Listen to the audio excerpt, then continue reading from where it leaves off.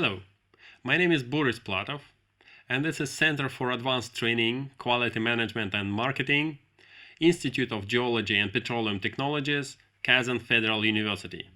Important term for the seismic data is the TVT or two-way time. Why do we use two-way time? Because once we shot the bomb up there, the wave going down reflects and going up. So the wave travels that distance 2 times. For that reason, we call that two-way time. If we divide that by 2, it's going to be OVT or one-way time. The first step in the interpretation is the seismic dwell time. It's very important to start with seismic dwell time because unless you do your seismic dwell time, you cannot understand which reflections is connected to your possible hydrocarbon traps. For example, if we simply look at that picture, we cannot say which of these reflections are actually of interest for us. So we have to start with the stratigraphy. Stratigraphy can be estimated only by using core samples. So we have to take the core sample and either paleontologically or using isotope analysis, we can find out its age. The next step is to connect this stratigraphical age of the sample with the actual geophysical characteristic of the rock. And this is done by tying the core samples with the well logs. And then once we obtain how our stratigraphical boundaries gonna looks like on the well logs, we can start connecting these well logs with the seismic data. To do seismic to well tie, we need to have a certain amount of the data. First of all, we have to have density and the sonic logs. Then we have to choose the wavelet. We have to have the check shots or VSP data to obtain velocity model of the well.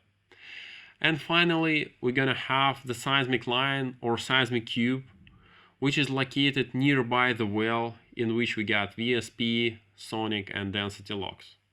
In this case, we can do seismic to well tie. The process can be divided onto certain steps. It's the calculation of the velocity model of this well, calculation of the reflection coefficients, selecting of the wavelet, convolution of the wavelet with the reflection coefficients, and comparison of the synthetic seismogram with the original seismic record. Let's look at that step by step. First of all, if we have density and sonic logs, we can multiply them to obtain the log of acoustic impedances. Once we get acoustic impedances for each layer, we can calculate reflection coefficients, which are occurring in every boundary inside your well. Then we have to choose a type of the wavelet. The most widely used type of the wavelet is Ricker, just because it's simple and it represents the actual behavior of the seismic waves in the subsurface. After that, we're simply taking the reflection coefficients, convolving them with the wavelet, and obtaining the new object, which is called synthetic seismogram. This seismogram is synthetic because we simply calculate it. We did not observe it in the field. We simply take the logs, take the wavelet, and calculate the seismogram. And the very final step is comparison of the seismogram, of the synthetic seismogram, with the original seismic record. And in this case, we can find out that this synthetic seismogram looks like these real seismic data. And we know that this boundary, stratigraphical boundary in the layer, corresponds to that negative reflection in synthetic. And we can start thinking that it is connected with this negative reflection in the actual seismic data. And the same story with this reflection, which is big positive here, and it is connected with this positive reflection in the seismic record. Let's look how the process of seismic 2L is working.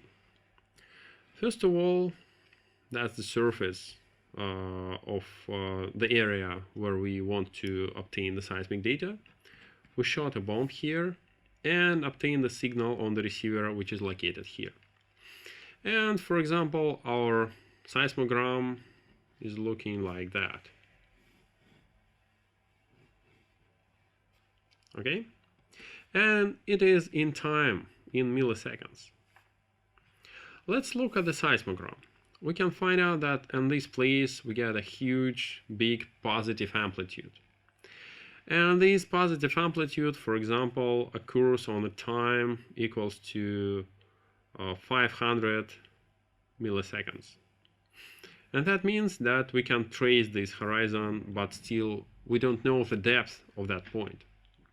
And in addition to that, we have no information about the stratigraphy of that point. It can be Permian, can be Jurassic, can be Archean. We have no idea. So let's try to solve that problem. And to do that, we have to use the well data. We are drilling the well somewhere here. The well should be located nearby our source of the signal, our seismic receiver. And in this well, we have to obtain at least 2 logs. First is density log and the sonic log. Why these two? Out of the sonic log, we can obtain velocity. Out of the density log, we can obtain the density of the layers.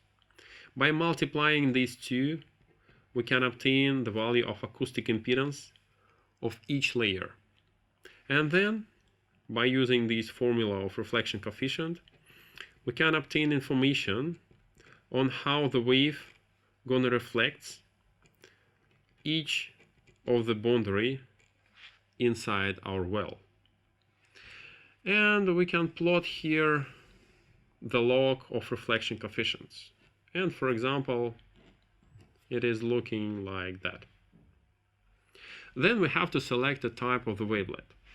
Most widely used type of the wavelet is Richter, which is looking like that. And then we're doing the process called convolution of the reflection coefficients and the type of the wavelet. The convolution is the multiplication of the functions in the Fourier domain. But how it looks like graphically? We have to take this shape, place it on that position, of that size, and in that direction. And it's gonna look like that. Then we do the same thing. This shape on that position of that size. It's gonna be bigger. And then the last one, like that. This object is called synthetic seismogram. Why it's synthetic? Because we did not observe that in the field. We simply create it, we calculate it, we synthesize it. And now let's compare this synthetic seismogram with the nearest actual seismic trace. We can find out that they are not the same, but they look more or less similar. And we can start thinking that this reflection in the synthetic seismogram corresponds to that reflection in the actual seismic. And the thing is that we know the depth of that point because we obtain it by using the well logs. And for example, the depth here is 2000 meters. That simply gives us that this point in the actual seismic located on the depth of 2000 meters. And that's how we can calculate the velocity of the area, and we can obtain structural maps. Additional thing is by interpreting the well logs, we can obtain the stratigraphy of each point in the well. So we can find out that this point, for example, is Devonian strata. So now we can know that this point corresponds to Devonian rock. And that's how we solve these two problems. We investigate the depth of this point, and we investigate the stratigraphy of that reflection.